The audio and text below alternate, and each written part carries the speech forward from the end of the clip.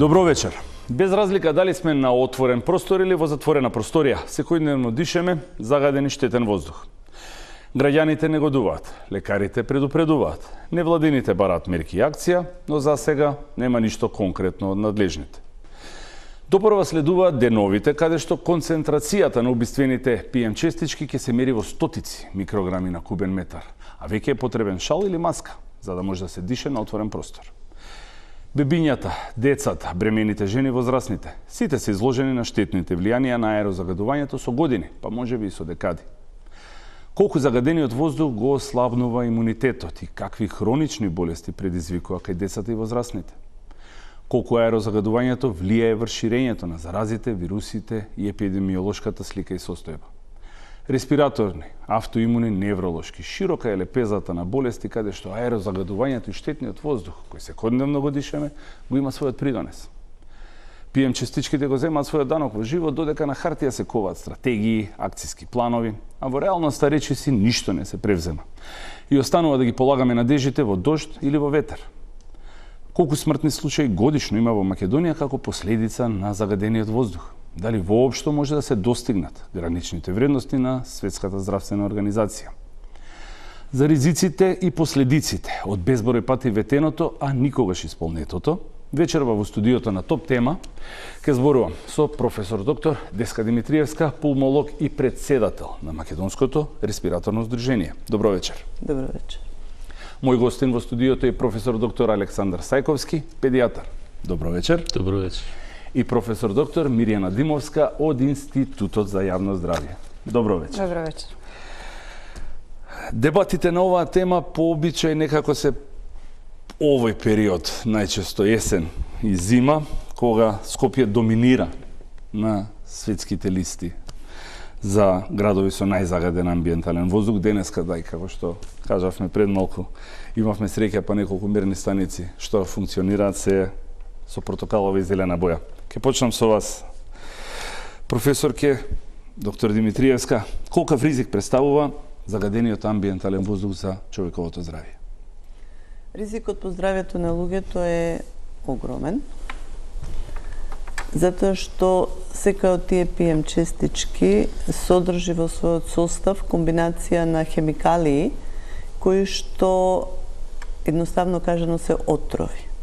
Кога тие ќе дојдат во контакт со човечкиот организам, односно кои ќе се вдишат, тие хемикалии со влажната слузница создаваат хемиски соединенија кои што се вистински отрови и ги оштетуваат не само органите за дишење, туку преку циркулацијата се носат во сите ткива и органи на човечкиот организам.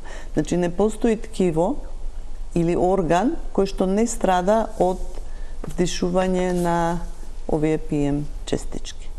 Така да првите проблеми, она што го забележуваме, ние чувствуваме, тоа се проблеми што ги чувствуваме на дишните органи, во смисол на печење, жарење на слузницата, кашлица, солзање на очи и така натаму, но она што не го чувствуваме е многу посериозно, долгорочно и носи човечки животи. Да. Доктор Сајковски, вие сте педијатар. Истото прашање и за вас. Колку амбиенталниот воздух ги полни вашата ординација? Во вашата ординација се бебиња и деца. Да, јас би сакал само да се надополнам ова што веќе го кажа колешката. Значи, децата се посебно вулнерабилни, затоа што они имаат и своји специфики во однос на анатомијата и структурата на телото. Дишните патишта се помали. Има една особина која е многу битна, а тоа е дека децата дишат многу побрзо во една минута отколку возрастните. Ако ние возрастните дишаме 12 до 16 пати во минута, децата дишат 60. Значи, они имаат поголем обрт на волумен на воздух, ако се мали дишните патишта, и поголем е внесот. Друго, децата се, втор елемент многу битен, помали. Они се поблиску до земјата и оние токсични материи кои што доаѓаат од земјата и од возилата што возат, издувните гасови од возилата, директно може да влијаат и они побрзо ги вдишуваат отколку ние возрастните. И она што е клучно битно, она што е основна разлика во однос на возрастната популација, Тоа е кај децата моментот што нивните органи, имунолошкиот систем и сите други органи се во фаза на развивање. Значи, фаза на развој. Децата во првите 5 години, например, имаат посебно зрење на имунолошкиот систем. Развојот на мозокот исто така. Во првата година, за време бременоста, нели, во тек од ембрион додека се роди бебе е најинтензивен, но првата година е огромен растот на мозокот. Така да страдаат многу органи, не само белодробието, и за нас е многу важно што страда и мозокот и сивата маса на децата.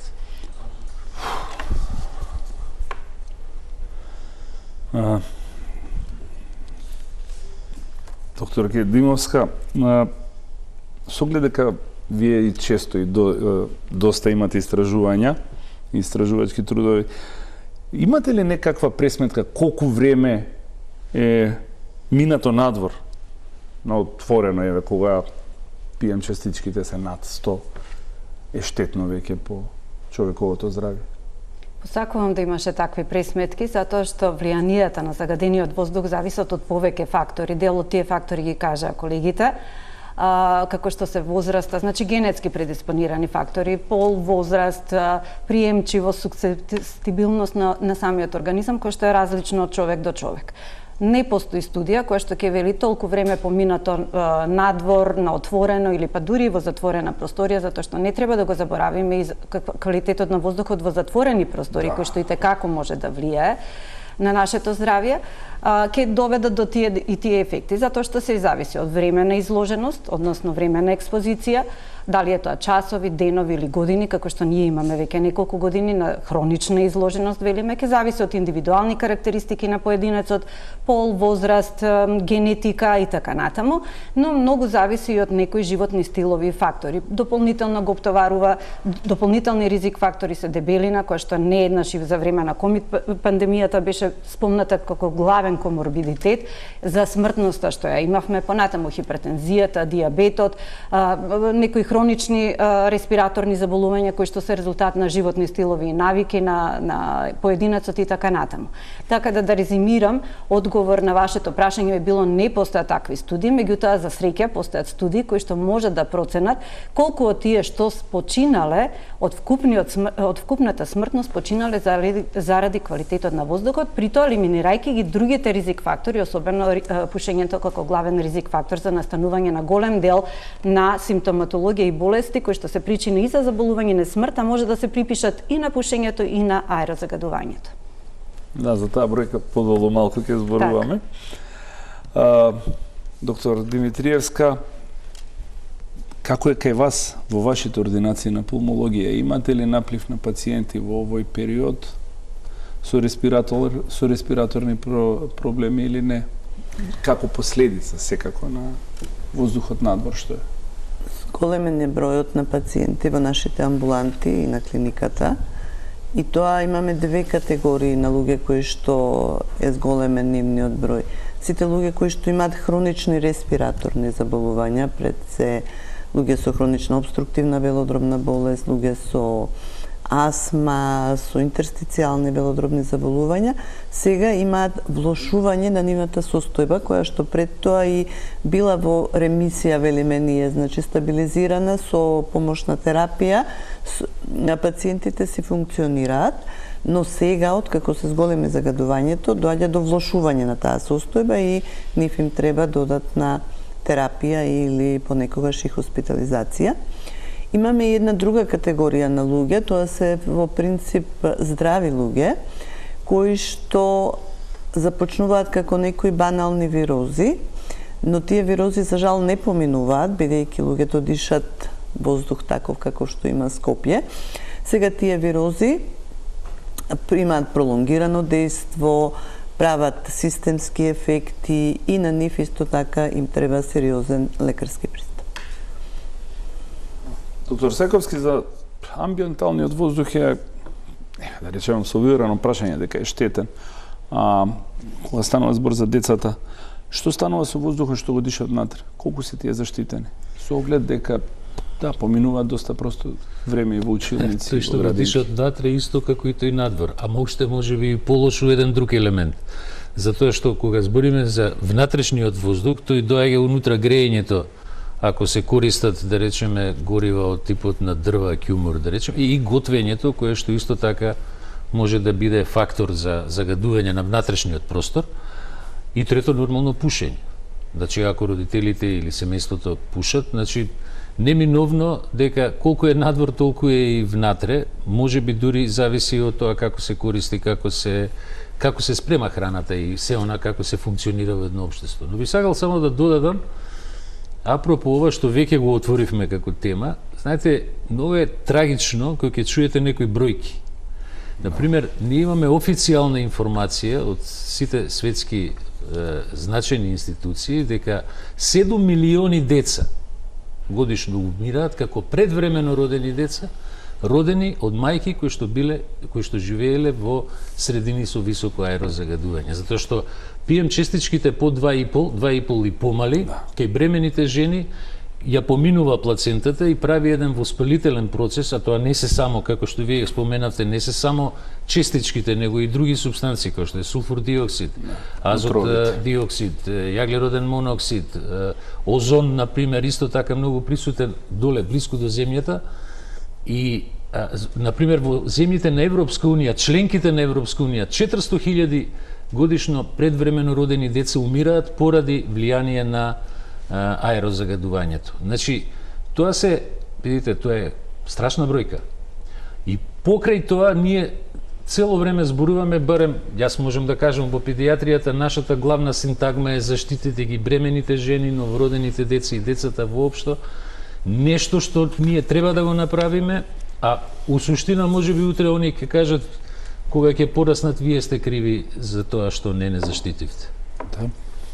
Ако дозволите само во контекст на колегата ова што го изјави за ефектите, особено на оние што се највулнерабилни и најдрагоцени, нашите деца и нашите поколенија, би кажала и би ги спомнала резултатите од последниот извештај на УНИЦЕФ, објавен пред месец-два.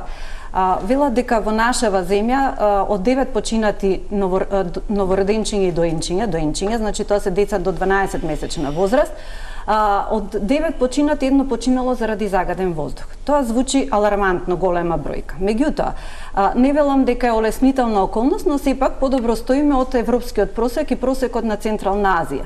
Таму на секои 5 починати деца починало едно заради аерозагадување. Каде е тука разликата? Не дека ние имаме идеален воздух, напротив. Меѓутоа, главно нашите деца и ние како возрастни сме изложени на загаден амбиентен воздух, на надворешен воздух. Оптоварувањето е за нешто нијанса помало во затворените простори. За разлика од децата и луѓето во Централна Азија, тие се многу повеќе изложени на воздух загаден во внатрешните простори, затоа што, како што спомна докторот, тие и готват, се греат, особено жените и малите деца кои што се постојано со своите мајки готват во огништа внатре во домот. За среќа, ние тоа оптоварување не е толков јавно здравствен проблем, затоа што дури во селата и во руралните средини веќе наголемо се потребуваат шпорети на струја.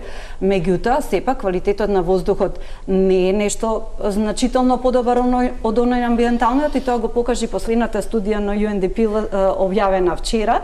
Официјалните резултати ќе ги добиеме набрзо, меѓутоа го докажа истото, дека и воздухот во затворените простории заради употреба на грејни тела кои што се базирани на фосилни горива и текако е лош, особено во зимскиот период.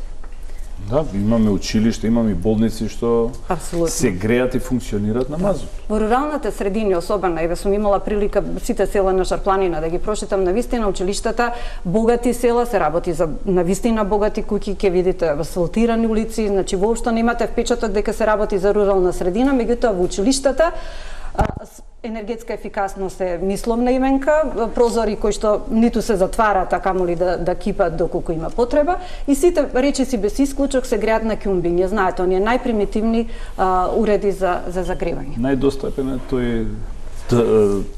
тој материјал за огрев е најдостапен. И учителите и децата се одговорни за ложење и одржување на оганот. Ова секогаш го потенцирам и на нашите предавања, на моите предавања, затоа што нашите студенти имаат представа дека сите ние живееме со висок стандард, онака како што живееме по градовите. Нека прошетаат малце во селска средина да видат особено во училиштата во каква состојба ни се училиштата во рурална средина. Да. Видете, истото и сега додека се подготвував, додека барав информации за емисијава. Например, има неколку болници што се греат на мазут. Имате детската клиника во Козле. 65 тони мазут годишно беше. Болницата во Тешево. Рекордер е во Битола болницата. 675 тони мазут. Тоа кога ќе ги изгорат, тие пак загадува.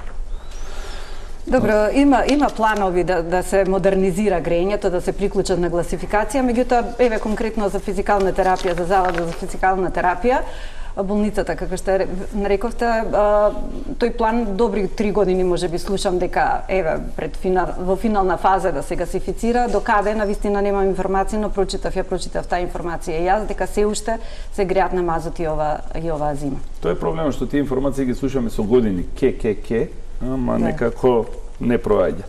Одиме со првиот блок реклами.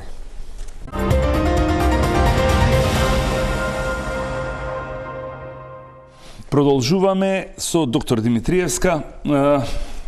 Јасно е дека загадениот воздух влијае на имунитетот.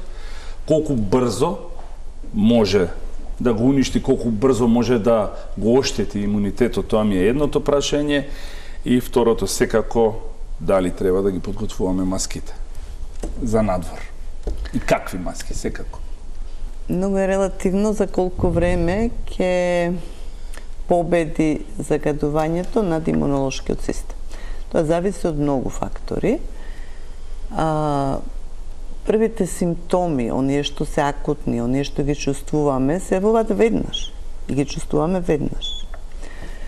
Другите, кои што страдаат ткивата и органите, понекогаш е потребно месеци, години и децении за да последиците се манифестираат.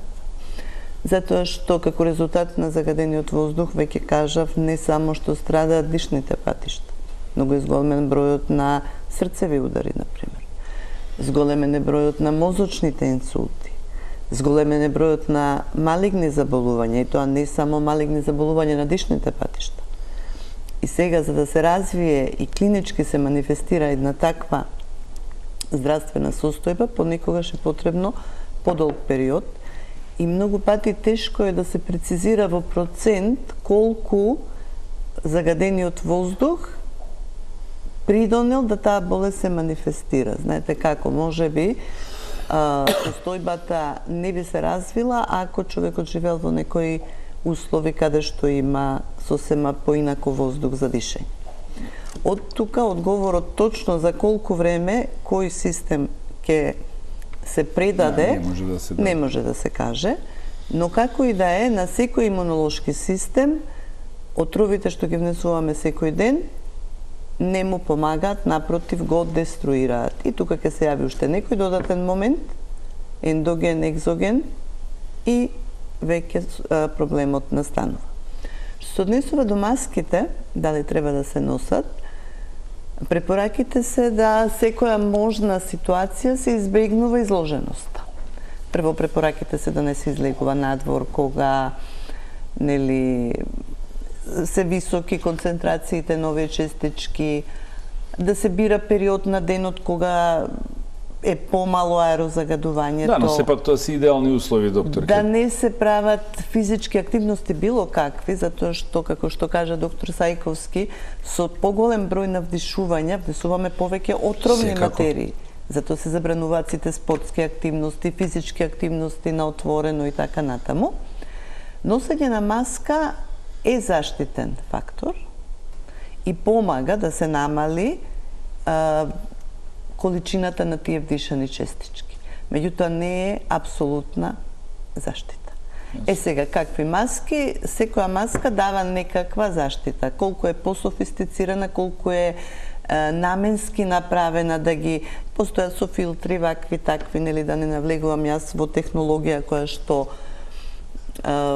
постои. Колку е по-софистициран тој филтер, толку повеќе штити од загадениот воздух.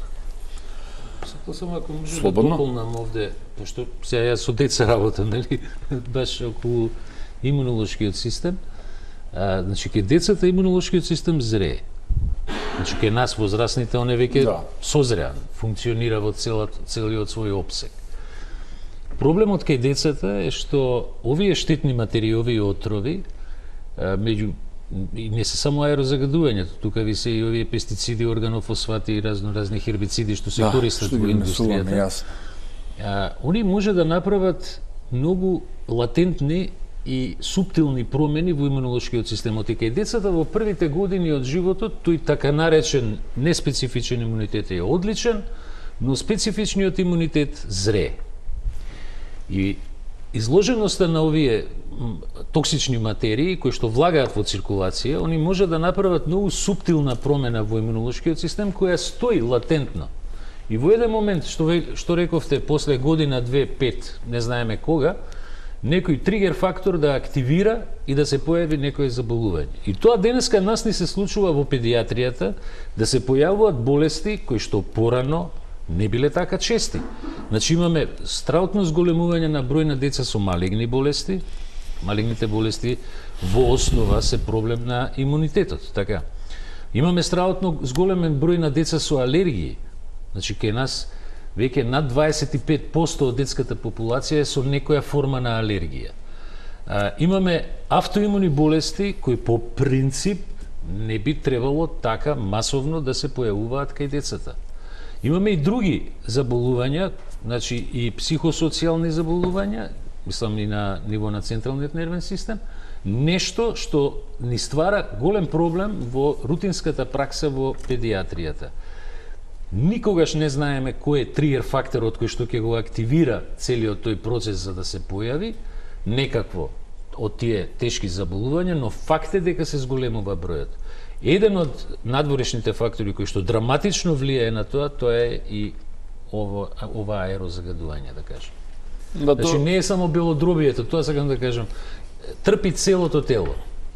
Тоа и беше кога објаснуваше докторката Димитриевска. Се таложи со време, и она, знаете, после два, па не знам од кај ми е сега, од кај се случи ова. Да. Имаше едно истражување, доктор Сајковски, дека децата во Скопскиот регион имаат помал капацитет на белите дробови. Тоа е точно или не? Да, тоа сте го нашли, точно. Тоа беше студија која што беше правена, интересна една студија од колегите од пулмологија. Точно е тоа. Сега, еден од факторите може да е и тотална неактивност, да кажем, и аерозагадувањето дополнително.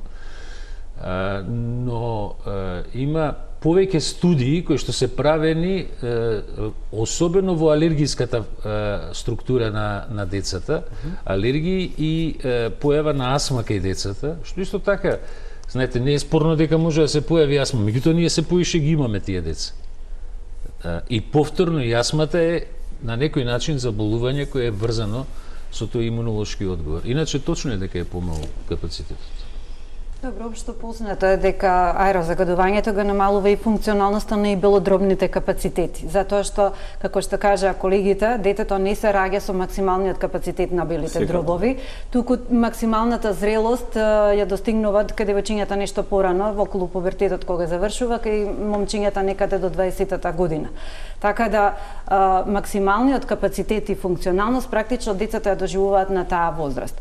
Меѓутоа сепак во контекст на респираторните заболувања највисока е стапката кај најмалите, значи кај децата кај под 5 годишна возраст, особено кај доенчињата и новороденчињата, оние што се предвремено родени деца или пак и нормално родени деца, меѓутоа во првите 28 дена. Тоа бројни епидемиолошки студии го докажале и затоа и ден денес во статистиката и во епидемиологијата како главен индикатор се користи смртност на деца под 5 годишна возраст. Колку и да е тоа мала бројка, за среќа е мала. Ние порано имавме прилично висока смртност на новороденчиња и на доенчиња, за среќа со здружени сили на колегите клиничари, со подобрување на неонатологијата и така натаму во нашите родилишта, но и со помош на меѓународните UN организации на Обединетите нации, особено УНИЦЕФ работеше на оваа проблематика, смртноста е падната. Меѓутоа, највулнерабилни се оние најмалите, И затоа последниот извештај што претходно го спомнав практично се однесува токму на таа смртност, колку и да се мали бројките кај нас затоа што сме и мала земја, но и ја намаливме прилично смртноста на новороденчиња, сепак се тоа непотребно изгубени животи. Од 9 деца што починале, едно да ви починува заради аерозагадување. Тоа е некаде во европски во рамки 12% од вкупната смртност вкупната смртност кај дечињата, така да непотребно ги губиме, а велиме дека сите овие атрибутивни смртни случаи, значи случаи што може да се припишат на аерозагадување, се високо превентабилни. Значи нема потреба да ги губиме. Тоа дете едно што починало можело да биде спасено и да преживе. Доколку се превземе овој. Апсолутно. Континуирано финансирање на мерки и спроведување на мерки. Не само ние имаме одлични закони, одлични стратегии, одлични национални, локални акциони, не национални, се извинувам, локални акциони планови за намалување на аерозагадувањето и подобрување на квалитетот на воздухот. 10 поголеми општини ги направија тие локални планови. Најголемиот дел од нив се изгласани. Меѓутоа, да не остане само мртво слово на хартија. Значи, се додека во плановите не се стават мерливи индикатори кои што ќе покажат колкава е ефективноста на тие политики и се додека тие планови не се ажурираат барем на 5 години, ние пишуваме само и продуцираме нешто што ќе остане на хартија. Затоа се извинувам, во последните учествувавме, значи во последните акциони планови бевме вклучени како здравство и за прв пат во тие акциони планови ги ставивме здравствените индикатори. Направивме пресек на здравствена состојба или велиме здравствен профил на населението во тој регион. Анализираме старосни групи, дали доминира старосно население, старо население, дали доминира младо население, деца од предучилишна, училишна возраст, и така натаму, значи направивме профил кој што е, да речеме, базна линија, од која што во понатамошните години ќе служи за споредба да се види дали тие мерки вродиле со плод. Ако се прави ревизија и follow-up или следење, како сакате наречете го, на ефективноста на тие мерки, здравствените индикатори се главните да видите дали сте успеале да го подобрите здравјето, затоа што сите декларативно се залагаме и велиме дека практично здравјето е во центарот на сите политики, меѓутоа тоа е само на хартија. Ниедна здравствена стратегија не ги зема овие здравствени индикатори, иако се обврска на државата да бидат мерливи и да се следат со текот на годините. Не еднократно само за потреби на некоја студија да се направат, него да се следат во текот на годините дали мерките што ги преземат државата или локалната самоуправа вродуваат со плод. Ја мислам дека и локалната самоуправа имаше обврска секоја година до Министерството да доставува за екологија, за животна средина, да доставува акцијските планови кои се мерки ќе ги превземат и потоа на крајот од годината резултати, ама мислам дека тоа е само... Има национални, добри национални, барем тие 10 градови за кои што имам информација, има добри изработени, затоа што и беа истите усвоени од советите на ниво на локална самоуправа. Значи, самата локална самоуправа се обврзува да ги постави целите што сака да ги постигне следните 5 години. Добро. Недостасуваат само, значи, кој ќе ги следи, односно евалуира тие политики и да се користат тие мерливи индикатори. За среќа успеавме да ги ставиме здравствените индикатори во тие национални еколошки акциони планови. Сега следува кој ќе ги евалуира и да се види, следниот извештај да видиме дали имало некаква импакт, односно влијание врз здравјето, дали се подобрило или се влошило. И дали се целосно спроведени, секако. Секако акцентот го ставивме на оние што се највулнерабилни, децата под 5 годишна возраст и онаа возрастна популација 65 години, зашто и нашите студии што ги правиме во Институтот за јавно здравје покажаа дека возрастната група 65 плюс се особено вулнерабилни, значи и оние во принцип до 100-та година е возрастната структура на нашето население, но највулнерабилна е возрастната група 75 до 80 години. Највисока смртност заради аерозагадување е во таа група кај возрастната популација 75 до 80 години. Затоа со сите... Да, извините што ви прекинав, ама тоа се должи и на дополнителни инфекциите кои што ги добиваат, да речеме, нели? Во Соединетите Американски држави 650.000 луѓе, возрастни луѓе во таа возрастна категорија умираат од стрептококни пнеумонии. Значи претходно и у суштина го носи морталитетот. Апсолутно, да. Репетирачките инфекции се знае дека доведуваат и до зголемен ризик од смрт. Да, тоа е еден од од главните фактори зошто има намалени белодробни капацитети кај дечиња. Ако они имаат повторувачки инфекти, дишат постојано отровни материи, развојот настанува ремоделирање на дишни патишта и ние ги добиваме возрастна популација на 18 години, кога нивните функционални параметри се помали од 50%. Да. Капацитетот има помало од 50%. Имаме и такви. Да. Доктор Димитровска, кои респираторни болести може да ги припишете како делумно, како последица на аерозагадувањето, на лошиот амбиентален воздух? Јас, например, како лаик што мислам, хоб, астма, алергии, што се може? А верувам дека не се само респираторни, туку сигурно има и автоимуни, понатака и потешки. Значи, сигурно, одговорно, она што го дишеме е предизвикувач на хронична обструктивна белодробна болест. Тука без исклучоци. Дали е тоа аерозагадување, пушење, изложеност професионална на работно место, во домашни услови, небитно, болеста всушност представува еден атипичен одговор на инхалирани честички. Значи, ако нема инхалирани честички кои што се штетни, нема да постои болест. Тоа е тука, нема дилеми. Меѓутоа, исто така белодробниот карцином е болест која што е предизвикана од инхалирање на токсични материи.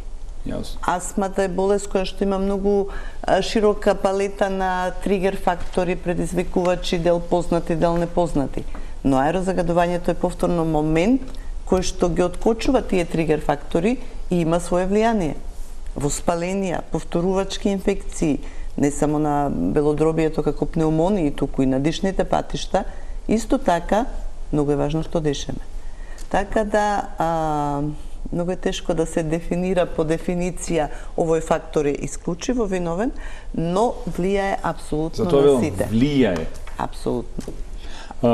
Доктор Сајковски, вие спомнавте веќе некои болести кај дечињата, кај најмладите што се појавуваат како последица на аерозагадувањето, а сега во оваа година се начна и прашањето со загадениот воздух внатре, што го дишат дечињата, ако не се на надвор, на отворено, на игралишта, тогаш си или во градинка или во училиште, каде што поминуваат многу време.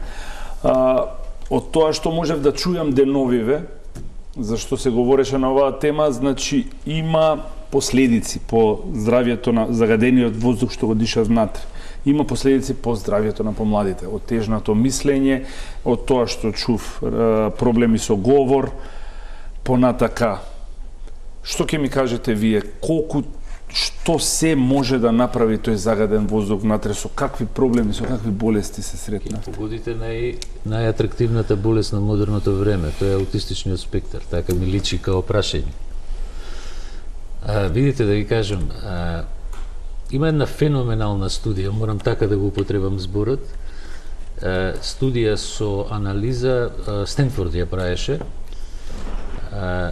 деца кои што се изложени, зборам доенчиња, кои што се изложени на високо аерозагадување во Соединените Американски држави, Јасно.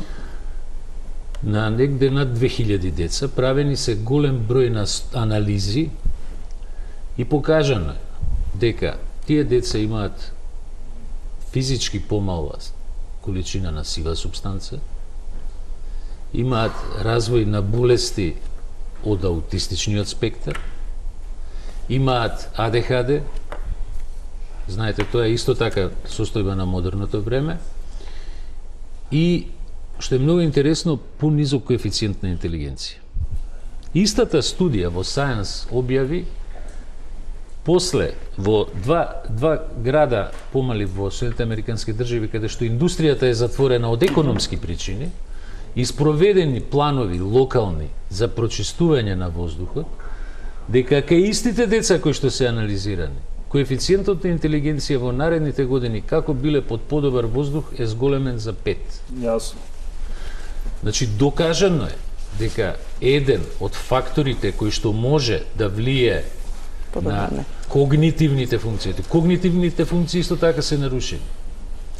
Значи, она што денеска е сигурно, дека аерозагадувањето, тоа е фактички тие PM честички под 2,5, кои што се ресорбираат во циркулација и кои што одат до мозокот, водат до низа промени кои што може да доведат до појава на овие, да ги речем, модерни состојби на 21. век. А дека се состојби е факт, дека и кај нас ги има, нашата инциденција во Македонија е скоро идентична со Јапан, например, или со Америка, Соединените американски држави. Значи и кај нас е тоа присутно. Колку години имал најмладиот пациент што сте го сретнале? Имал некаква болест за која што вие сте се посомневале дека е последица на загадениот воздух? 3 месеци биле. Како? Со тешка обструктивна криза, која што не беше живеат во средина која што е доста, во Скопје се луѓето кои што имаат доста изразено аерозагадување и во домашните услови се греат на кјумор. Немаше, значи ни еден ПСР тест не покажа бактерија, вирус, нешто што може да предизвика такво нешто. Најверојатно се должи на тоа аерозагадување.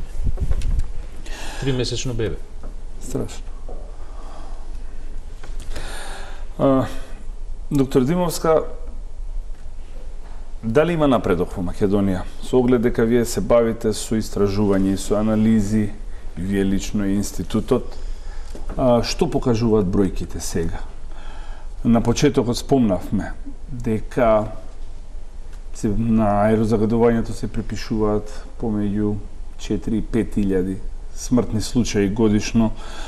Се сеќавам не така одамна, пред 10 години таа бројка беше некаде околу 1700-1800. Не ме држате за збор сега, не можев да ги најдам баш тие бројки точно. Но еве што велат сега бројките, што се случува кај нас, се намалували загадувањето? Јас сам, ние како граѓани сме сведоци, имаше некои козметички пиар кампањи, субвенции за инвертори, за велосипеди, за електрични тротинети, но тоа дали е тоа влегување во срцта на проблемот или е само гребење по површина? Колку тоа помогнало? Што се случува? Би го разделила вашето прашање на два дела. Прво тоа што велат бројките. За жал, за среќа сум превентивен доктор. Јас тоа што го гледат колегите како пациенти, јас го гледам и анализирам преку бројки. Анализирам морбидитет. За жал, морбидитетот не можеме да го потребиме како индикатор дали се подобрува или влошува здравствената состојба од било кој еколошки фактор, затоа што добивам податоци само од јавно здравствените институции, приватните институции не се вклучени во мои термини, не можам од таму да ги влечам податоците, барем таква беше состојбата до лани. Оваа година ги зимам на крај на годината, па ќе видиме дали има некој подобрување во смисла да се влечат податоци од приватните клиники.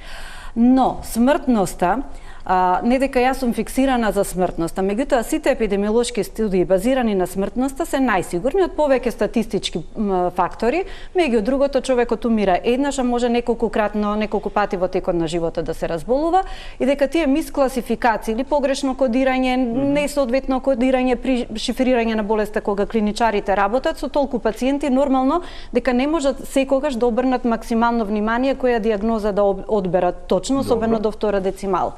Значи, смртноста, ја анализирав пред за потребите на оваа емисија, ги рефреширав податоците што ги имам, така да, што вели смртноста? Општата смртност, од сите причини на смрт, анализирав 6-7 години, последните 6-7 години, има тренд на пораст. Но тоа претпоставувам дека се должи во голема мера со тоа што ние како население старееме. Тоа не е тренд само во Република Македонија, тука е тренд на секаде, европски, па да не речам и светски. Меѓутоа, смртноста на кардиоваскулаторните и циркулаторните болести опаѓа. Тоа се должи на превентивните мерки и активности, но и на зголемување на свеста на нашите граѓани. Особено, ефектите се највидливи во градот Скопје. Тука живеат помлади луѓе, работоспособно население, имаме пониска стапка на младо население по 14 години во градот Скопје, но имаме повисока стапка на работоспособно население и забележуваме и во самиот град дека многу млади луѓе се физички активни, дали во теретани, во вежбални, во трчаат и така натаму се качуваат на водно и слично. Тоа е главен индикатор дека превентивните мерки и високата свест кај одредена популација може да вроди долгорочно со промени во овој случај на добро. Она што се зголемува дискретно е порастот од смртност од респираторни заболувања, која што иако е толку мала, да речеме само 4 до 5% од вкупните смртни случаи во нашата држава, главно нашите граѓани починуваат од кардиоваскуларни и цереброваскуларни заболувања, односно инфаркт на миокард, исхемична болест на срцето, мозочен удар, тоа се некаде 45 до 60%, зависи од град во град, меѓутоа доминантно обтоварување доаѓа од циркулаторните заболувања. Тие има тренд на опаѓање, трендот на смртноста од респираторни заболувања во благ пораст, меѓутоа може би се должи од 2019-2020 година со појавата на ковид. Тие години тие трендови ни ги нарушија затоа што имавме екстремна прекомерна смртност заради ковид кризата, ковид пандемијата, но она што е исто така добро, што забележав многу благ пат на карциномот на бели дробови, кој што директно може да се поврзе со долгорачна изложеност на загаден воздух.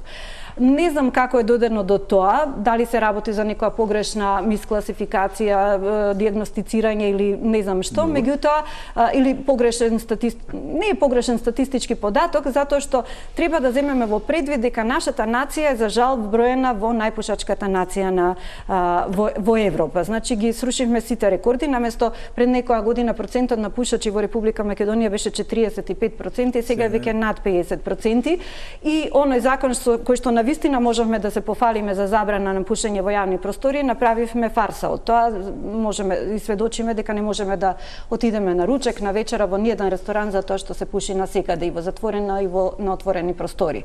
Треба да подолг тренд да се следи карциномот на бели дробови затоа што мултифакторијални се причините за негова настанување, но сепак ќе се следи, ќе се види дали е навистина опаѓачки трендот на карциномот, но генерално она што ме загрижи е порастот, ова што го кажа и колегите, на малигните заболувања во Република Македонија. Има тренд на пораст, особено во градот Скопје, за жал, не ги анализирам сите градови, затоа што навистина имаме дефицит со човечки ресурси во институциите каде што работиме, но она што го изанализирав, градот Скопје има нешто поголема стапка на малигни, односно на неоплазми, во кои што доминираат малигните неоплазми, карциномите, нешто повисоко од националниот просек и таа стапка, односно трендот е растички на малигните неоплазми. Зошто од една страна преку подобрување на животни стилови имаме пат на циркулаторните, а зошто пораст на малигните заболувања? Каде грешиме како нација? Дали е тоа исхрана, дали се овие канцерогени влијанија од животната средина која што е загадена? Затоа што треба да имаме во предвид дека загадениот воздух не е проблем само на атмосферата, е проблем на целиот екосистем. Сето оно што се емитира во воздухот паѓа или ја контаминира во почвата и завршува во подземните или површинските води. Така да потребна е некоја подлабока студија да се види која е главната причина за тој растечки тренд на канцер. Второто прашање, вториот дел од прашањето беше ПМ-честичките се намалуваат? За волја на вистината, да, се намалуваат. Ако може режијата да го покаже... Да, ги пуштија графиконите веќе еднаш, може повторно. Да. Од режија да го пуштат графиконот со ПМ-честичките во Скопје. Ете така, да. Ова е, мислам, Република Македонија. И без разлика, и градот Скопје и Република Македонија трендот е опаѓачки. Се приближуваме до горната граница на Европската директива од 25 микрограми. Мислам дека веќе во градот Скопје, во Република Македонија 24,8 микрограми на метар кубен воздух. Тоа се годишни, средногодишни концентрации, кои што се најрелевантни да се следат. Затоа што да, имаме екстреми, 24 часовните вредности се покачуваат. Еве, оваа недела имавме повисоки гранични вредности, не беа екстремни, меѓутоа беа далеку над пропишаните, но најрелевантни се овие средногодишни концентрации кои што треба да видат, преку кои што можеме да видиме дали трендот опаѓачки или не. Особено се забележува дека трендот е опаѓачки од 2019-2020 година, кога го имавме ковид пандемијата. Тоа беше за нас како истражувачи идеален момент да видиме како локдаунот или затворањето на градовите ќе доведе до подобрување на квалитет на воздухот, и тој момент го искористивме ние во Институтот за јавно здравје и направивме таква студија. Што покажа студијата? Буквално беше во корелација и со наодите на сите европски и светски студии, дека и да ги затворите целосно границите, не може да падне концентрацијата на PM частичките и на другите загадувачки материи на нула. Не постои нула измерена концентрација. Падна во градот Скопје и во другите градови, Куманово, Битола, Тетово, што ги анализирав, падна не повеќе од 20%. Најголем пад беше забележен, и тоа најголемите пад на концентрација имаме токму во градот Скопје, затоа што има впечаток личен мој дека мерките најстрого се имплементираа за време на ковид пандемијата тука во Скопје. Куманово малце покасно се видоа резултатите, но најголеми намалувања во концентрацијата имаше на азотните оксиди, кои што исто така се главен предизвикувач на низа респираторни, особено заболувања. Не работеше ништо заради тоа. Така, меѓутоа главната порака што ја испратија и светот и ние и со нашиот придонес преку оваа студија е дека заклучувањето на градовите не треба да биде мерка за справување со квалитет на воздух дури и во најлоши услови, затоа што тоа се мерки спроведени, да речеме, при олимпијадите, Пекинг и така натаму, кога морале да го затворат градот затоа што ќе им било одземена организацијата. Економски не може да се издржи уште еден локдаун. Апсолутно, затоа што сите студии покажаа дека заклучувањето, локдаунот ќе влие последователно и долгорочно на квалитетот на животот преку опаѓање на животниот стандард, што значи дека влошување на исхраната, пристапот до здравствени услуги и така натаму, што ќе има многу подолготрајни и подолгосежни последици отколку да го затворите градот за да го подобрите воздухот. Значи, да резимирам, квалитетот на воздухот се подобрува, но она што не оддалечува, ако дозволите, она што не оддалечува е новата гранична вредност на Светска здравствена организација за концентрација на PM2,5 честички. Пред 2-3 години се симна на 5 микрограми, а ние, ако забележавте, концентрацијата на PM2,5 частичките во Скопје и во Македонија е некаде околу 24,5, што е горната граница на Европската директива сега во моментот, што значи дека со овој тренд, ако продолжиме да намалуваме годишно концентрацијата за до 2 до 3 микрограми, ќе ни требаат од прилика 6-7 години да стигнеме до новата поставена вредност на Европската Унија и Европската директива од 10 микрограми. Затоа што, ако се сеќавате во ланската емисија кога ви гостував и реков, не верувам дека ќе биде граничната вредност поставена на 5 микрограми, затоа што се тоа индустријски развиени земји членки на Европска Унија, кои што ги земаат во предвид граничните вредности на СЗО, кои што на Светска здравствена организација, кои што имаат главна цел да го заштитат здравјето на населението, не ги гледаат економските импликации. Додека Европската директива ги зема и тие ефекти, затоа што не можете да уништите економијата само за да го заштитите здравјето на луѓето. Така да се оствари очекувањата мои дека ќе биде некаде измеѓу и новата гранична вредност е 10 микрограми. Ние во моментот имаме 24 микрограми, што значи дека 14 микрограми можеме да ги постигнеме за 6 до 7 години, до 2030. Тоа е гранична вредност што треба и земјите членки на Европска Унија со план и стратегија. Достижна е, ако продолжиме вака, меѓутоа само во контекст на вашата констатација, голем придонес во тоа имаат и климатските промени. Да не се залажуваме дека имаме некакви мерки, не знам какви стратегии, имаме одлични на хартија. Ветровите денови имаше многу. И топли, високи температури дури во зимски месеци. Ова е класичен пример оваа недела што ни се случува. Првиот момент околу 6-7 кога паднаа температурите, 6-7 ноември, кога паднаа температурите, беше периодот прилика на викенд, веднаш рипна концентрациите на PM2,5 частичките. Со првиот пат на посериозен пад на температурата. Денес и вчера е повисоки дневните просечни температури и веднаш квалитетот на воздух е за нијанса подобар, но исто така мислам и лично сметам дека има влијание тоа што луѓето одат на работа во текот на работните денови, додека полоше квалитетот на воздухот во текот на викендите кога остануваат дома, освен ако не отидат надвор од државата. Пред да одиме на реклами, сакам да зборуваме за, тоест ќе зборуваме за уште една категорија на граѓани кои што, на луѓе кои што ги речи си да не ги спомнав или барем не ве прашав директно за вас, за двајцата и доктор Димовски, доктор Сајковски, на удар се бремените жени и родилките. Што велат вашите искуства? Повелете. Бремените жени се многу вулнерабилни на загадениот воздух, затоа што тука имаме двојно страдање. Страда мајката, со се она што кажавме до сега.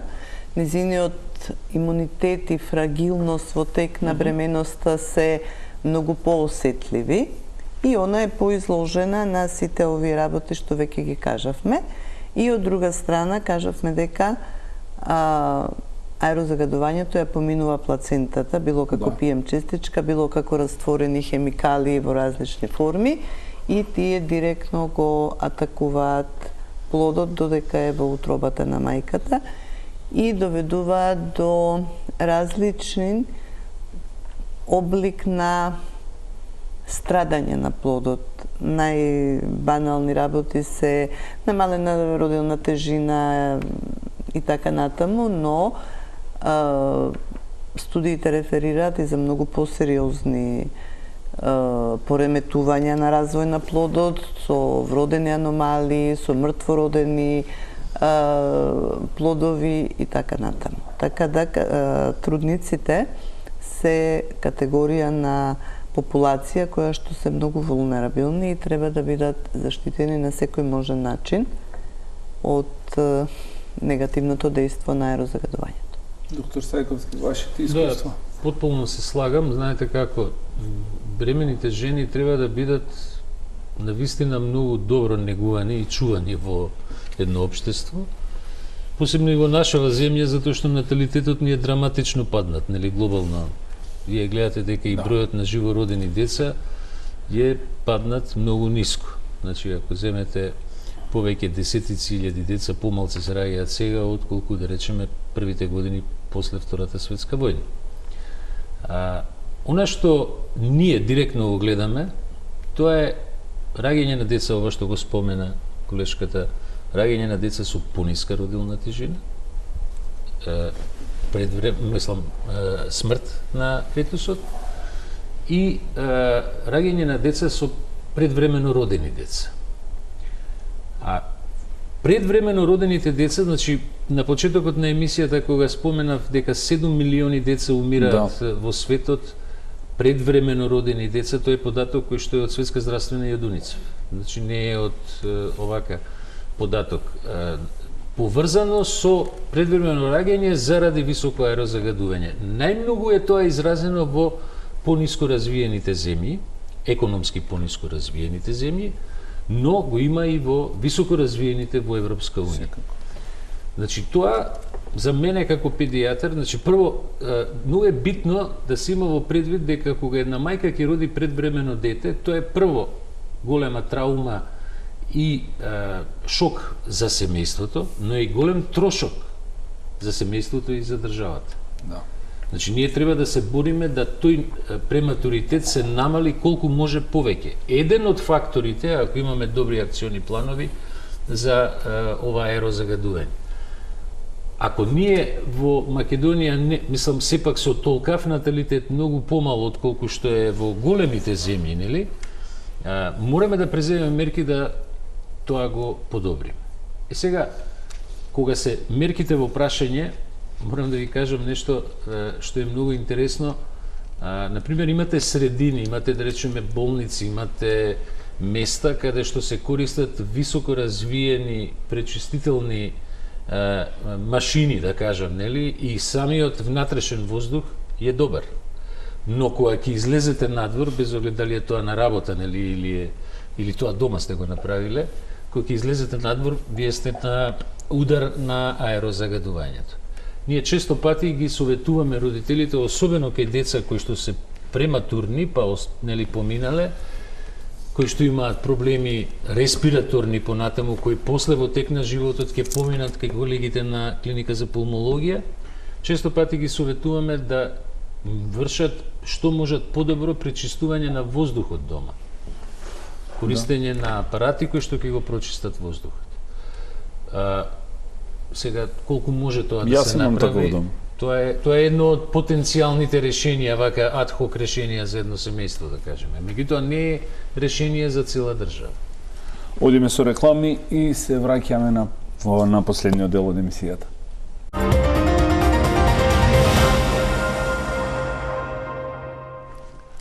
Ќе одиме сега со прашање, со исто прашање на овој блок ќе биде со исти прашања за тројцата мои гости. Првото прашање е дали сметате дека државата, надлежните институции прават доволно или прават воопшто, прават нешто за да се бориме против аерозагадувањето и да се намалува, да се подобрува квалитетот на воздухот. Ќе почнеме од вас, доктор. Доволно не е очигледно, затоа што аерозагадувањето е високо. И седиме тука, да. Дали нешто се прави, ние како доктори тоа ќе го видиме за одложено време, нели, кога ќе почнат да се подобрува здравјето на луѓето. Така да јас лично немам податок дали нешто се прави, но дека е недоволно е очигледно. Што треба да се направи? Слушам планови за промени во гасификација, долгорочни решенија вакви и такви, но мојот апел е да се направи нешто сега и веднаш. Затоа што сите овие планови што ги слушам се долгорочни и бараат време за нивно реализирање. Да. До тогаш луѓето дишат тоа што го дишаме сите ние и кажавме дека ефектите се депонираат во нашиот имунолошки систем и проблемите каде и да е ќе се појават. Затоа мојот апел е до сите релевантни фактори во државата да се направат некои акутни мерки кои што би довеле до намалување на загадувањето, а долгорочните планови се секако неопходни за да го постигнеме ова што го кажа колешката, тоа се долгорочни стратегии кон кои што секако се стремиме и се надеваме дека ќе бидат реализирани. Доктор Сајковски? Дека не се прави ништо јасно ни на сите, нели? Мислам, тоа не е сега, тоа е 30-40 години назад.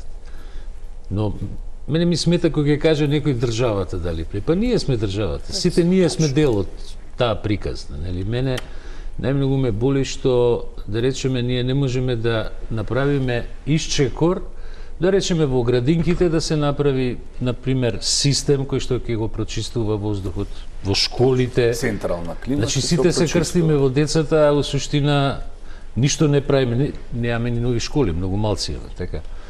Значи дека треба нешто брзо да се направи, на вистина треба. Дали ќе се забрани, јас колку што знам сега епидемиолошки не сум сигурен, али колку што знам, некаде меѓу 15 и 20% од аерозагадувањето доаѓа од возилата. Да. Таков е негде, мислам, процентот. Се тркаат со индустријата во зависност од периодот. Возилата, сите оние возила кои што имаат голема елиминација на тие издувни гасови кои што се штетни, ја би ги забранил, искрено да ви кажам. Знам дека е деликатно како прашање, јасно ми е, меѓутоа нешто мора да се направи. Може би, да речеме, првите чекори би биле, по моje мислење, вашата функција, зборам медиумите, малце да сте погласни, заедно ние со вас, условно да речам погласни, да ги отвараме овие теми почесто, значи и во лето, а не само во зима. Да, 12 месеци во година. И едноставно да се обидеме да најдеме некои решенија сите заедно, да едноставно и децата наши и ние живееме во некое подобро катче, да кажем.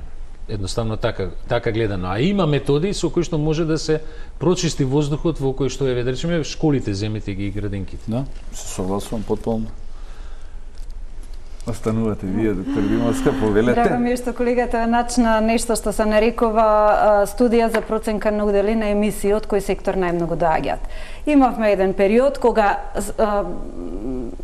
студијата што беше направена од страна на Министерството за животна средина за градот Скопје во 2015-16 година беше многу критикувана затоа што идентификуваа луѓето дека главен извор на загадување во градот Скопје ни представуваат домаќинствата. Па имаше полемики, па веднаш експерти од сите страни се јавија и ја оспоруваа таа студија. Повторената студија од нивна страна исто да го покаже дека домаќинствата загадуваат со 30 домаќинствата и јавните објекти кои што се греат на фосила, вклучително издржствените институции кои што се греат на нафта, мазут и така натаму, значи се главните и доминантни загадувачи во градот Скопје.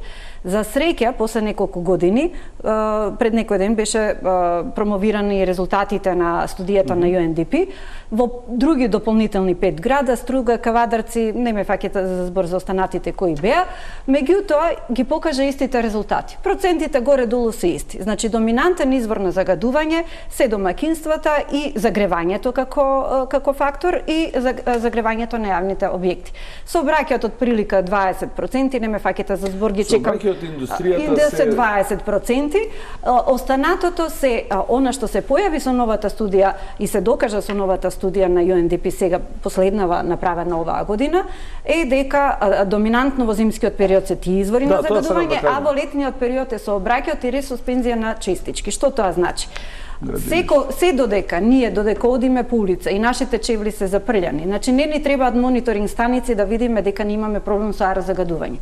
Ресуспензијата, односно дробењето на крупната таа прашина што е исталожена на нашите улици доведува до таа поситна прашина да лебди, затоа се нарекуваат лебдечки честички.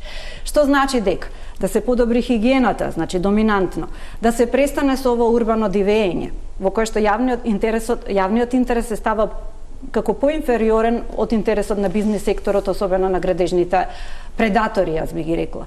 Да се престане со неконтролирано уништување на зеленилото, а тоа што го имаме да се одржува. Самите бевме сведоци со градскиот парк што се случи летово. Значи, буквално тревата беше заради ненаводнување и тоа зеленило што го имаме уништено.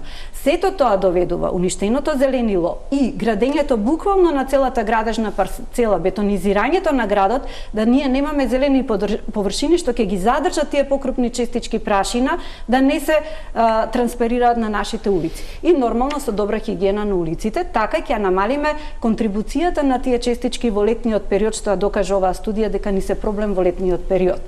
Сега, бидејќи толку упорно баравме да се направат студии, сметам лично дека веќе треба да се престане со тие source apportionment стадии, има доволно студии, UNDP и Министерство за животна средина што ги направи, ги докажаа изворите на загадување во нашата држава, да престанеме да бидеме толку сумнителни за се и се што и да се насочиме сега кон мерки и активности. Значи, доста зборување, ги имаме доказите, сме ги кумулирале, дајте да спроведеме мерки. Во однос на тоа дека ништо не се прави, се прави, но спорадично и нема континуитет. Не треба да чекаме UNDP, се извинувам, амбасади да не ги решаваат локалните проблеми, меѓутоа мора да се потенцира одговорноста на локалната самоуправа од една страна, затоа што доста време хибернира и оставаа се на централните власти. Локалната самоуправа конечно да почне да спроведува тоа што си го предвиделе во националните и го најавиле и се обврзале, не само што го најавиле, граѓаните следниот пат ако не го имплементираат тоа во националните локални акциони планови, да знаат за кого ќе гласаат и дали ќе го изгласаат тој што се обврзал да ги спроведе мерките.